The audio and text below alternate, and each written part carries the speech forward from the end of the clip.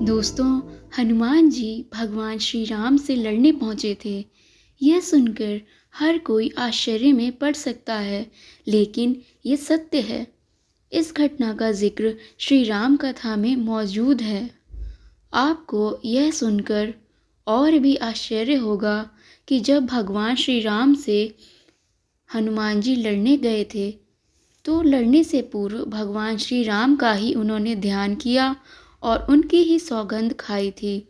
यह घटना अपने आप में एक अनोखी घटना है और इसके बारे में बहुत कम ही लोगों को पता है। तो चलिए आपको वह प्रकरण बताएं जब बजरंगबली को भगवान श्री राम से युद्ध करने के लिए जाना पड़ा था। दोस्तों, कथा की शुरुआत करने से पहले आप हमारे चैनल पे अगर नए हैं तो चैनल को सब्सक्राइब कर लीजिए और बेल आइकन बटन भी ज़रूर दबाएं ताकि हमारी आने वाली सारी वीडियोस का नोटिफिकेशन आपको मिल सके। तो आइए शुरुआत करते हैं हम अपनी वीडियो की। पुराणों में एक कथा है जिसके अनुसार एक बार सुमेरु पर्वत पर सभी संतों ने सभा की। कैवर्त देश के राजा सुकंत को जब पता चला तो वह सभी संतों का आशीर्वाद लेने जा रहे थे।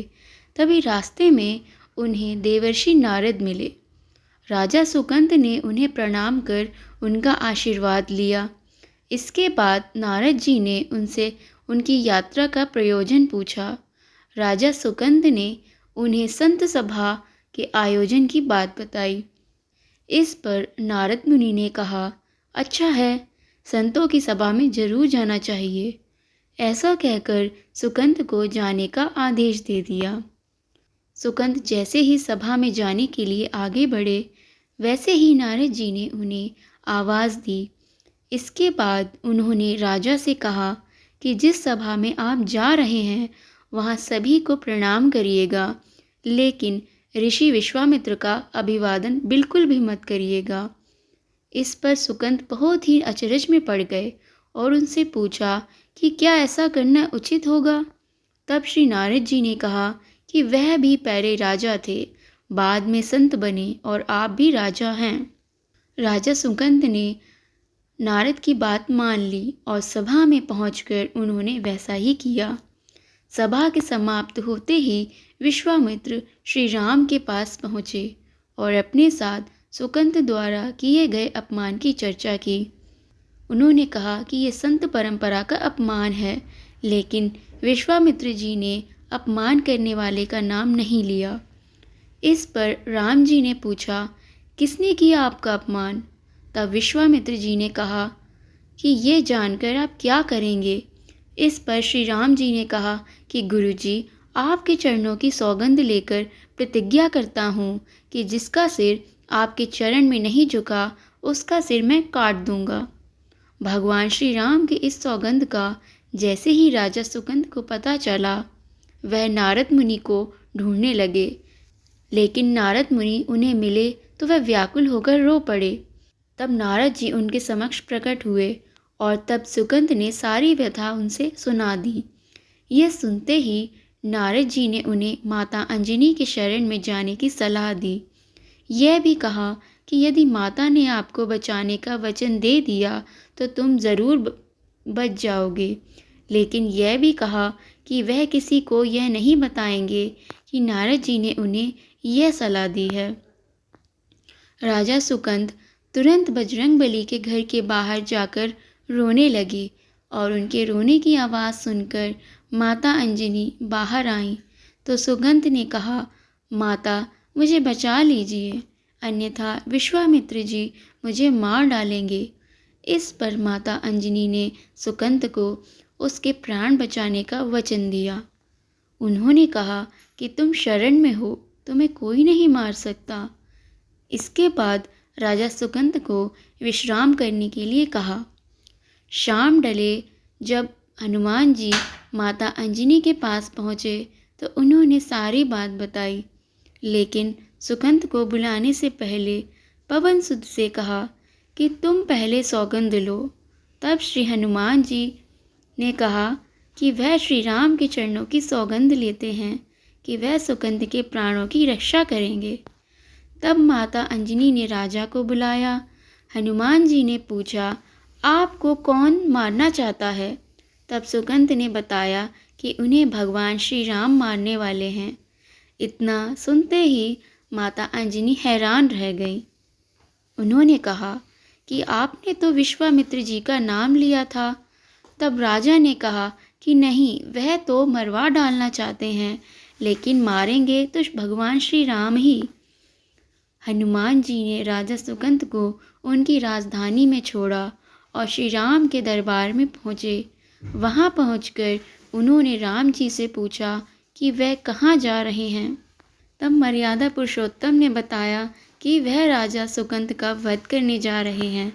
तब हनुमान जी ने कहा, प्रभु उसे मत मारिए। राम जी ने कहा कि वह तो अपने गुरु को वचन दे चुके हैं और अब पीछे नहीं हटेंगे।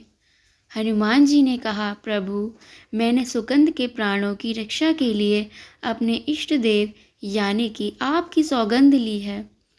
तब भगवान राम ने कहा कि तुम अपना वचन निभाओ और मैं अपना निभाऊंगा। हनुमान जी राजा सुकंद को लेकर पर्वत पर पहुँचे और राम नाम का कीर्तन करने लगे। उधर श्री राम जी राजा सुकंद को मारने के लिए उनकी राजधानी पहुँचे, लेकिन वह नहीं मिले, तो वह उन्हें ढूंढते हुए पर्वत पर पहुँचे। वहाँ हनुमान जी राम मंत्र का जप कर रहे थे। राम जी को देखते ही सुकंद डर गए। तब हनुमान जी ने कहा कि राम मंत्र का जाप करते रहो और निश्चिंत रहो, भगवान नाम पर भरोसा रखो। लेकिन वह काफ़ी डरे हुए थे, तो हनुमान जी ने सुकंद को राम नाम मंत्र के घेरे में बिठा दिया। इसके बाद राम नाम जपने लगे। राम जी ने राजा सुकंद को देखकर जब बाण चलाना शुरू किया तो वह राम नाम के मंत्र के आगे विफल हो जाते। राम जी हताश हो गए कि क्या करें।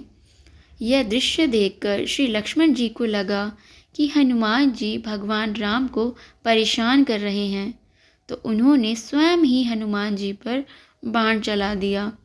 लेकिन उस बाण से हनुमान जी नहीं, भगवान श्री राम ही मूर्छित हो गए, क्योंकि हनुमान जी के हृदय में तो श्री राम जी थे।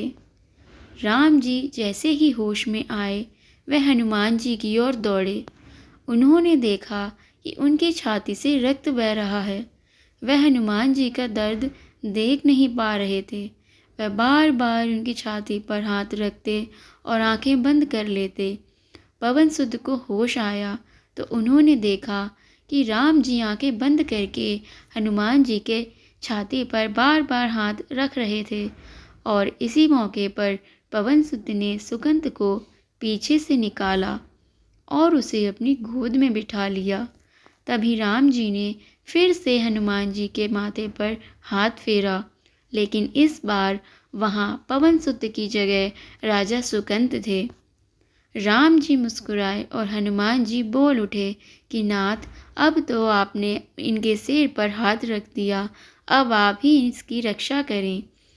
तब श्री राम जी ने हनुमान जी से कहा कि हनुमत, जिससे तुम अपनी गोद में बिठा लो, उसके सिर पर तो मुझे हाथ रखना ही पड़ेगा, लेकिन गुरु जी को क्या जवाब देंगे।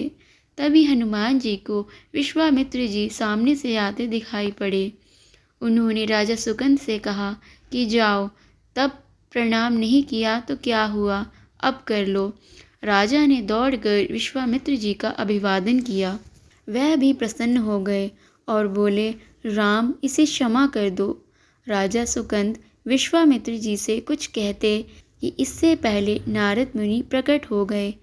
उन्होंने सारी घटना कह सुनाई। तब विश्वामित्र जी ने पूछा कि नारद, तुमने ऐसी सलाह क्यों दी? तब नारद जी ने कहा कि अक्सर ही लोग मुझसे पूछते थे कि राम बड़े हैं या राम का नाम बड़ा है, तो मैंने सोचा कि क्यों ना कोई लीला हो जाए कि लोग अपने आप ही समझ लें कि भगवान से अधिक भगवान के नाम की महिमा है। तो दोस्तों, आपको मेरी कथा ये कैसी लगी? अगर पसंद आई हो तो लाइक और कमेंट ज़रूर करें और साथ ही शेयर भी करें। तो बोलिए जय श्री राम, हर हर महादेव।